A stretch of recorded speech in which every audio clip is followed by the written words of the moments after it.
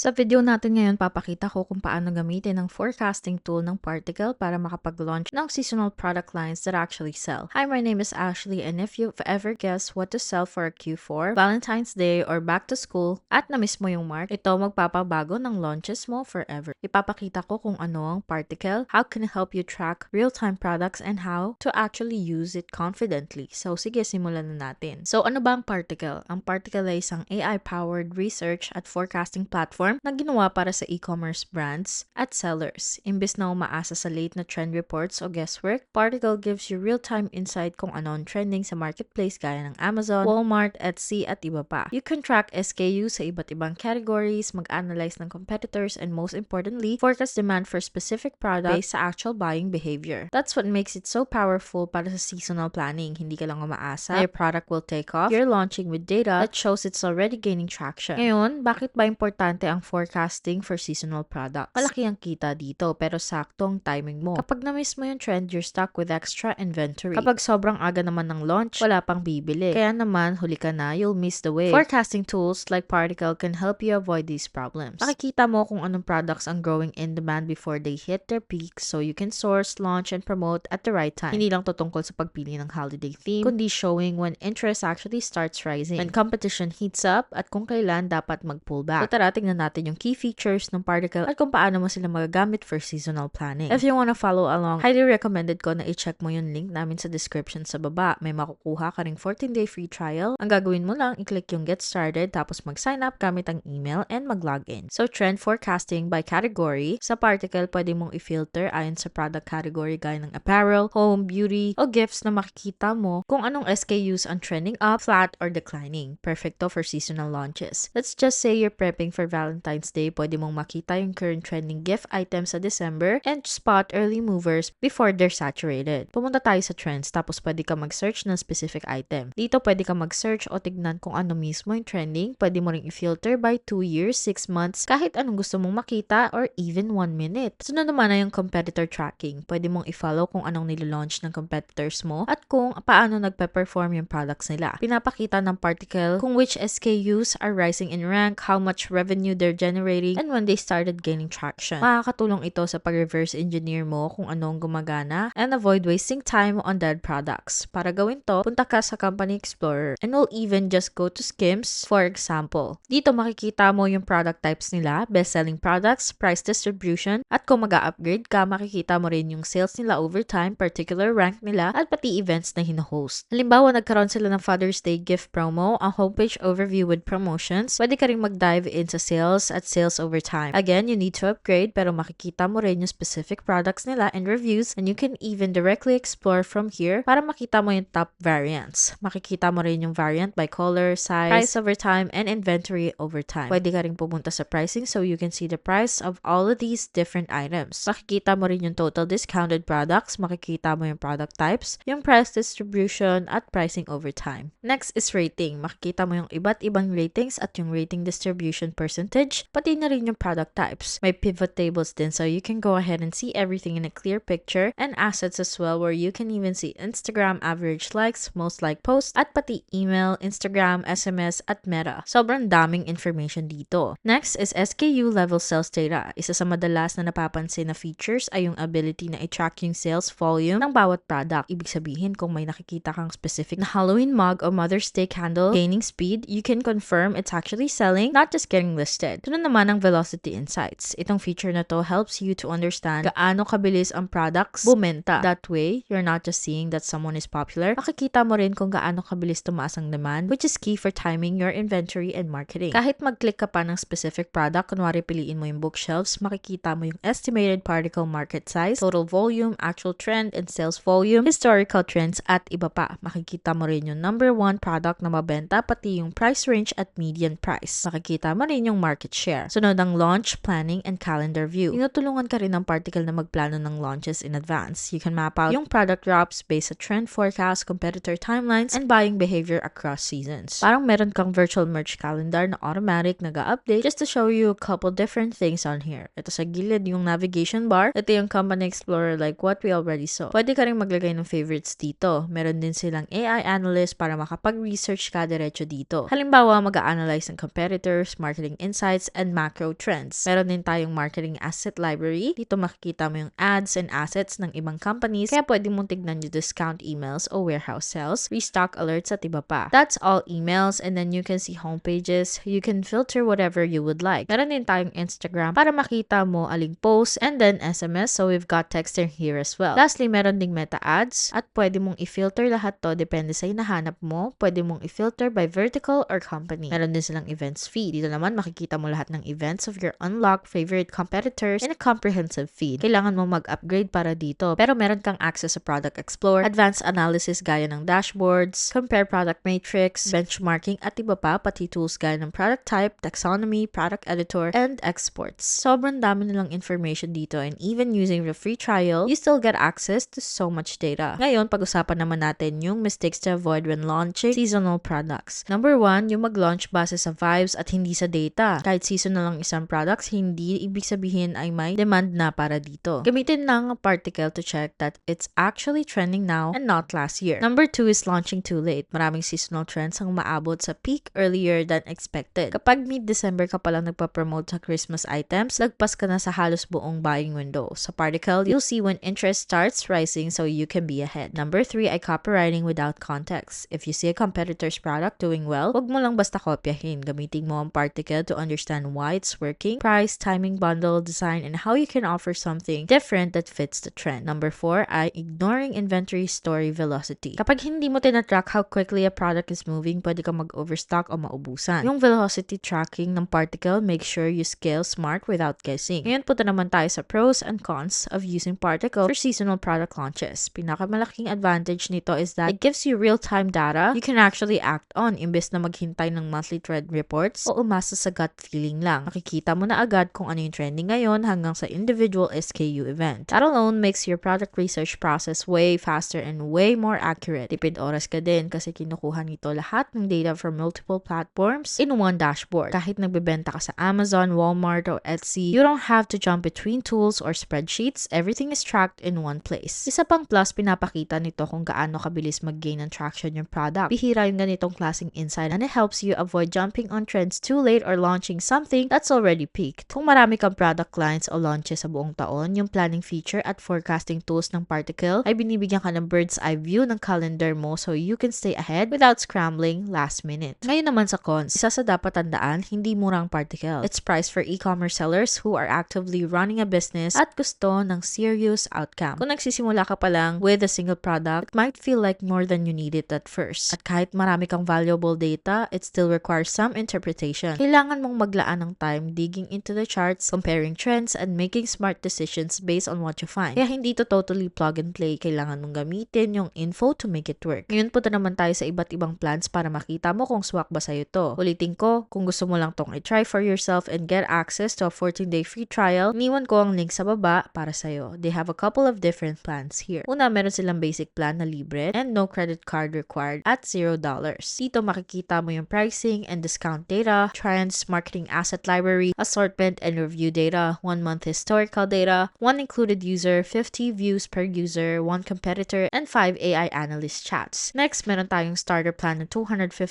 per month. Dito makukuha mo na lahat ng nasa free plan, plus 200 views per use, 5 competitors, unlimited AI analyst chats, at SKU level sales. Sunod naman ay essential na nasa $500 per month. Dito makukuha mo lahat ng nasa starter pero may unlimited views per user ka na. May 3 included na users din and 6 months ng historical data pati 10 competitors. Syempre kasama pa rin dito yung unlimited AI analyst chats. Lastly, yung growth na $1,000 per month. Dito makukuha mo lahat ng nasa essential pero may 12 months historical data ka na, 3 included users, unlimited views per user and competitors, unlimited AI analyst chats, at signature sales data. Pero again, kung gusto mong i-try, kahit alin sa plans na to, pwede ka mag-try ng 14-day trial. Kaya kung maglo-launch ka ng product lines na tied to holidays, back to school, or peak gifting seasons, Particl is one of the smartest tools na pwede mong gamitin. Wala na yung hula-hula at kung kailan ka magbebenta. Kahit nasa apparel, home goods, or custom print-out demand ka, Particl helps you spot the right opportunities before they are oversaturated. Hindi mo na kailangan manghula kung ano yung trending kasi pwede mong gamitin mismo yung data. Isa to sa pinaka-solid na forecasting tools ngayon at perfect for e-commerce sellers na gusto lang magplano ng smarter and scale faster. Dito na nagtatapos ang video natin. Ang channel na to ay dedicated to helping e-commerce sellers build profitable brands without burnout. Nagbibigay kami ng tutorials, reviews, and behind-the-scenes strategies to help you scale smart. Huwag kalimutan mag-like at mag-subscribe sa aming channel, mag-iwan ng comments o questions sa baba kasi we'd love to hear from you. Maraming salamat sa panonood at kita-kits tayo sa susunod.